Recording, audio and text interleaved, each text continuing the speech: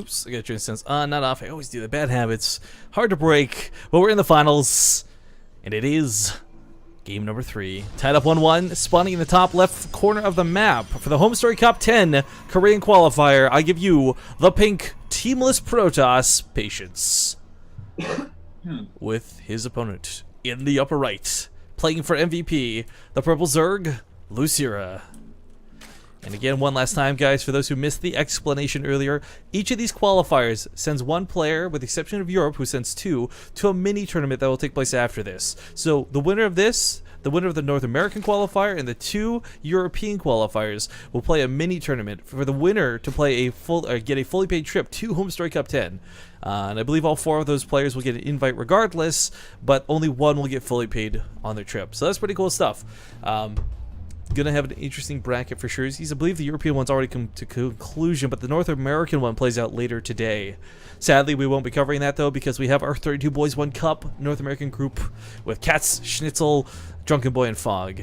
But we'll leave that for later, as it's not nothing to do with this tournament. And welcome back, NMrUUG. Thank you. Yeah. Well, Patience going for Nexus first. That's interesting.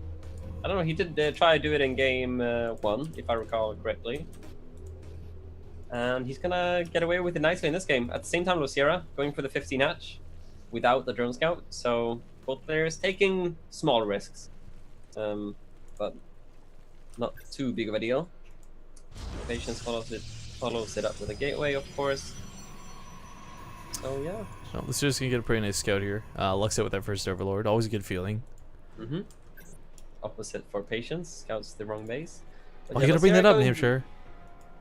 What, Jesus, why you gotta bring that up? Rub it in his face, why don't you? Yeah. I'm a cruel guy. But okay, Losira goes for the gas a bit later on. He didn't take it too quickly, but he's gonna get that link speed eventually, nonetheless. To get that map control, make sure that the Protoss doesn't get away with that too quick of a third base, etc. Yeah. I just want to throw something out here about the ads, guys, on Base Trade TV. This has been a problem I've been actually personally been frustrated with lately. For some reason, even though we play 2 minutes of ads over 2 minutes of dead space, for some reason a third ad or like a last minute ad will like play at the last second and restart like the cycle. So people get these extra long ads. We've been trying to throw an extra buffer space to compensate for this, but seriously, if you're getting more than 2 minutes of ads, and we only ever play 2 minutes of ads, except for the very end of the broadcast, report it to Twitch, because that's stupid, and I don't think that should be happening. Sadly, I have no control over any of that. Oh, but a quick robo. Ooh. Robo. Well, I mean, Protoss players don't really usually like to macro too much on this map. It's a bit hard with that super exposed third base, so not incredibly surprising to go for the Immortal All-In on a map like this, which I imagine he will be going for. Possibly a War Prism as well, judging by the placement of the robo. Braces inner parting. Yeah. Yeah, or he might go full on Showtime, but I mean he's not going for playing for anything. It's not going to be quite the same. But sentry block at the ramp is a possibility with the War Prism. We'll see. It's definitely a cool move, but I don't think it really plays well on this map because you can't quite get that bait the same way you will on say like Catalina. Yeah, yeah, it's you can still be fancy about it, but yeah, it's not as easy. It's gonna come down to the Zerg player making a mistake to let that happen if that was the case, but doesn't look like he's gonna be going for it. Does make the Immortals first, of course, and he's on how many gases? 3 gases. So interesting. It's not a 2-gas Immortal All-In with a lot of sellouts, and it's not a 4-gas one with a lot of sentries. Kind of middle of the road, it seems. Gateways go down. Let's see what Losira has seen so far. He has, of course, seen the robo with that first Overlord that he lost, I believe. And does the gateways go down now? So what's his... He does still go for +1 melee. I don't know if I agree with this. Because a lot of lings versus a lot of sentries with a lot of force fields, it's kind of tricky to make that work. I don't know. I think the sentry's gonna take that. As long as it's like, you know, back against the wall, you don't have to do the full donut, right? Yeah, if anything, I feel like Zerglings are just extremely weak in general versus Immortal All-Ins. You know, as a kind of response, you want to have, you know, a lot of roaches with lings or, you know, Hydra ling, but just like mass ling, you even cancel the roach horn. And he's going, okay, he's going Link Hydra. Hydras. Okay, I with kind plus of one like Link. this, yeah. This makes more sense. He's gonna try and maybe catch the sentries early on with +1 Zerglings. So it's making more sense now when he cancelled the Roach Warren. I see what he's thinking, and maybe when the Patience army doesn't have that much buffer in it. Oh, Patience is going for the... What? He's macroing, man. I don't think he's all-inning at all. More than He's 3 more making an centuries. Observer now. He's making a Forge now. Like, he's starting +1 just now. Okay. And he's gonna go for the Immortal drop. You see... But Oh, this is confusing. so A here's the very thing, though. late Like, Forge. is it, you might be macroing up to an extent right now, but it's not like this is Yeah, an easy map to secure a third on his Protoss. So it's kind of like questionable about what he plans to do behind it. I mean, he could be thinking about possibly taking a third, but really, I don't know, man. Two base in it on merry-go-round. Nothing. Yeah, never mind. Is he just gonna try and do a delayed timing with like 4 Immortals or something with +1? It just was strange to me because +1 is so late, but if he gets a super high Immortal count and just waits for a long time, then it makes a bit of sense, I guess, to with the build he's doing. But with Hydra's on the way already, I don't know how it's gonna work. We see why he went for that Robo. He's been shuttling around 2 Immortals this whole time, so make it a little more sense on why he's planning to use it quite like this. I mean, it's really hard to get those kills. I mean, like when you do this versus Terran, right? You pick up depots like nobody's business, and then against other Protoss players, the pylons fall. There's not a lot of easy building targets for these Immortals when it's PvZ. So, I mean, you'll kill drones, that's cool, but oh, he's gonna pick up. Okay, actually doesn't lose any health. Yeah. Okay. 7 health on 1. I thought it was gonna go much worse, but pushing here in the front lines, 3 Immortals, lots of sentries. I mean, the Hydralists are out. This is a big deal. Same with the Queens. Queens are so nice, tanking we'll be able to tank so much Immortal firepower, etc., and a lot of transfuse available as well. The Observer is really nicely positioned, seeing every movement of the third player. But I don't know. I'm liking Losira's position here with Massling Hydra. He hasn't overdrone versus a delayed Immortal push with a high Immortal count like this. Hydraling is the perfect response, and Patience identifies this. He realizes that is never gonna work with only Immortals, so he starts to probe up and he makes a Robo Bay. So I like this decision a lot. Actually, he's probably gonna have to recall here. This is really awkward because Lucira's just gonna go across the map. He just lost an Immortal in the middle of the map as well, so that kind of stinks. He might lose this one going to the main. Some good micro going off here, but a lot of things going on though at 3 places at the same time. Link's hitting the wall. Meanwhile, Patience moving into third base of the Losira. Well, Fortune's going actually over the snipe on the third base. He should be able to get this in recall, I think. This should be easy peasy, especially if those other 2 Immortals get involved. Quit being lazy! That's a big deal. With Colossi on the way, versus a 2-base serve with limited tech and only Hydra Link. Recall. Yeah, there we go. Man, this is looking good for Patience now. I agree. I can't believe he got away with that. Snipe on the third base. Losira has, no extra tech, strong down the Spire now, but I don't know, man. 2-base Zerg versus 2-base Protoss. I'm not liking his chances. Man, this is so tense. I like that he's kept his Warp Prism alive too. It's not even the fact that it's dealing damage, because let's be honest, it hasn't, but it's the threat of how much damage it can deal. Exactly. Like Losira can never fully ignore this, and he's always going to be concerned about the main for the rest of this game.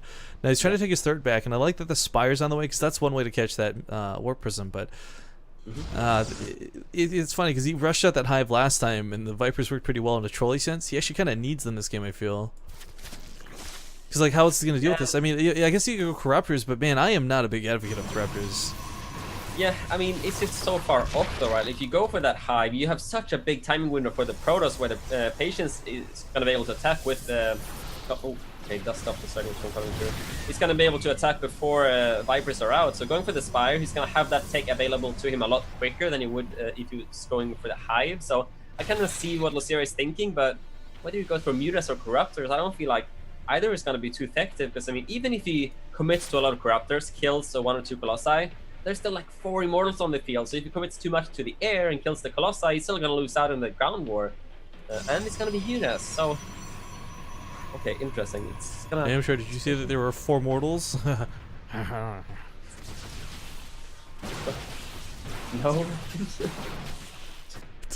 Oh, Christ. Okay, so Mutas are coming. I mean, Muta transitions in this matchup in general are kind of scary to deal with. And I think this might work out for now, because the Stalker count is fairly low. And I guess if you remove the Stalkers and you remove the Sentries from the equation, they will take out the Colossus. But we're never going to see Mutas like diving on that Colossus first, not in a suicide fashion. And I feel like this has been a reoccurring thing for Patience. He hasn't been using his sentries to hallucination scout enough, and the Mutas now in the main mineral line. That's a big problem for him. He hasn't been scouting the tech of the Zerg at all, so he wasn't ready for this. 7 probes drop immediately, but at the same time, he says, you know what, screw it, you got a tiny amount of mutas. I want a base trade if we go for it. These Immortals hit hard. He's got those sentries out as well. He's got a force field at the top half of this, so he can fight on the right. Force field's a little bit late to the party, but this Colossus very exposed and out of position. Has to pull it back, barely keeps it alive, but he does keep it alive. Yeah, very important there to save that third Colossus. The Mutas in the natural locations, he hasn't warped in enough Stalkers to deal with these Mutas, and that's a big problem for him. He's not going to be able to reinforce this army anymore. At the same time, like, if it's a base trade that he's looking for, I think he still wins. I mean, Patience has just got this devastating force. What it comes down to. Yeah, if he can stabilize from the Mutas at home, then he's going to be in a pretty good position, I agree. It's going to need good force field. Has to be careful, though. I mean, Losira is still mining strongly from 2 bases. He's got a decent amount of armor here. Goes for the snipe on the Colossus. Does get one. Can he get the other, though? Not enough force fields to keep this back. No recall available. Colossus starting to fall here. Patience has taken so many probe losses behind this, he can't replace this army. I think Losira may have just won the game with his engagement. Mutas, they kill a solid like 20 probes at least, and kills all of the. Yeah, he's down to 26 workers through 3 bases. This is his third. There's no way he can protect this for long. I mean, yeah, he barely has any probes to the third as well. You're right. It's very low probe count. This is not looking good for Patience. This went from being like a possibly game-ending army to nothing. Yeah, I mean, Patience just a bit too much tunnel vision, man. He had to scout the tech of Losira because he was ahead. He killed a third of the Zerg, recalled back home. He's in such a good position. He just needed to scout and react to what Losira was doing. Oh, Immortals even getting caught down. That's gonna make it even worse. But yeah, not scouting those Mutas in time is gonna be the end of him here. It seems like good content here for the Zerg, but yeah, the Immortal dies on the right side. Without that Immortal, there's just no easy way to deal with the roaches. Yeah. I mean, the upgrades are even in the favor of Losira in this case. And Patience, he played a pretty good game, but Losira's hold was just way too good. Getting on top of this Colossus? Oh, man. This is just starting to snowball. He's even got probes pulled with the army. Yeah. You know it's a bad win. Yeah, it's a third of the army supply. It's a third of the overall supply. I mean, this is all sorts of bad for Patience. There's no DTs this time to bring him back into the game. Losira with the comeback here, the Mutas worked out perfectly for him, did so much damage, and now he's just gonna try and end the game with Roach Hydra, still making only units, and he's got a solid drone count on his third base as well. He's got such a good economy behind this, and Hydras with Roaches tanking from the Stalkers, it's gonna end up really nicely for him. He's making good use of Blink, I'll give it to him, but yeah. I mean, it's 18 to 69 supply in the army value, so as Patience just gets beaten back, like every unit he loses, Losira can make 3 more. Yeah, exactly. Who's this observer? He's missing half the game. It's the observer who's been obsing for free for 7 hours. Fuck you. Sorry, Twitch chat.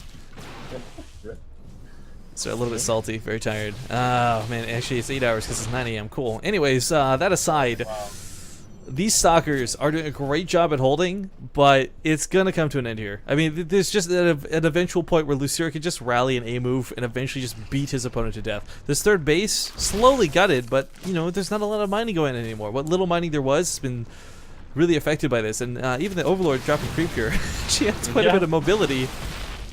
Yeah, he's like, oh, I got an Overlord with me. I guess I'll put it to good use. So nice there. Even making a 4th base behind us for Ceres.